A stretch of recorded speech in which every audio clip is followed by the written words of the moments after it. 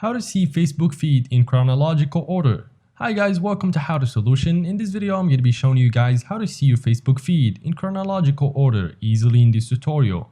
So first of all guys, get into your Facebook account, and then as you can see at the top center corner I have the feeds option, and if you have that you can click on it, but if you don't, you guys can tap on the three lines at the top right corner and then tap on feeds.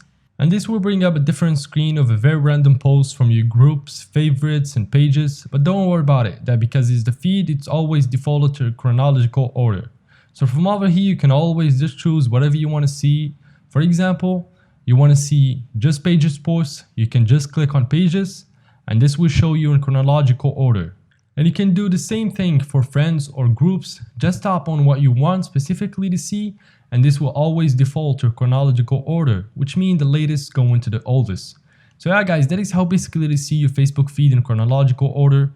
If you guys found this tutorial helpful, please leave a like and subscribe to the channel. Thank you for watching, take care, until next time.